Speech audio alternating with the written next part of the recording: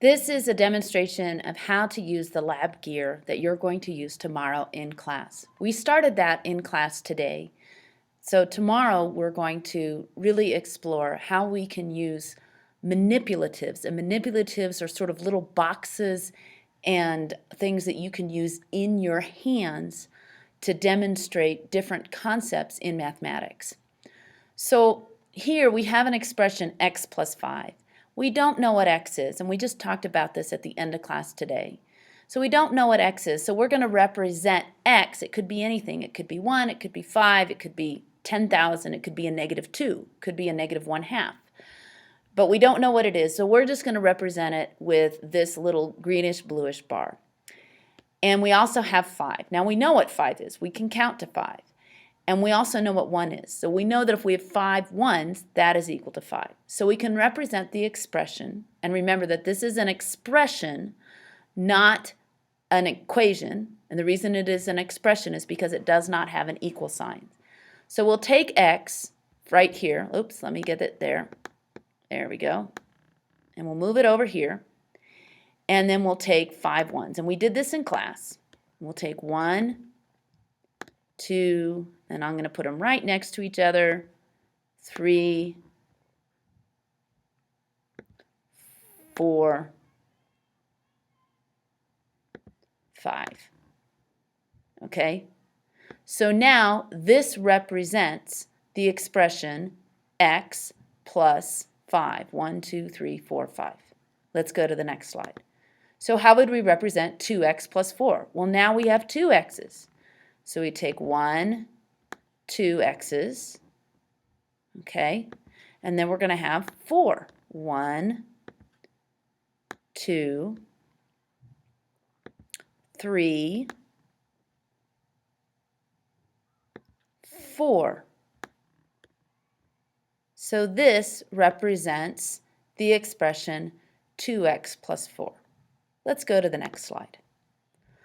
Now we get to the distributive property, your good friend. So what the distributive property says is that we are taking 3 times x plus 2. So 3 of whatever is inside these parentheses. Well, let's work inside the parentheses first. So inside the parentheses, we're going to have x plus 2. 1, 2. Okay, I want to convince you that this is the same, that if we take 3 of these, it's going to be the same as doing the distributive property.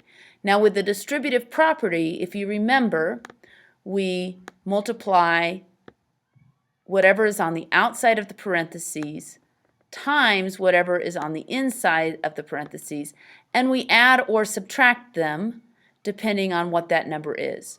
Or if we decide to turn this, if this is a subtraction and we decide to turn it into a plus, a negative, then we would add them together. So if we did that, we would take 3x, right? 3 times x is 3x, and pardon my handwriting, I am doing this with a mouse, plus, and then 3 times 2 is 6. So now, if I take this, and what this means is I need 3x plus 2's. So I'm going to copy it, I'm going to clone it, and then I'm going to clone it again. Okay, that's technical jargon in smartboard speak. And just line them up. And so when I used the distributive property, I ended up with 3x plus 6.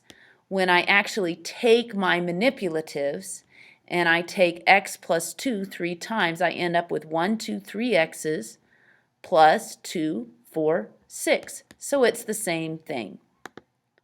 Okay, so let's do your homework.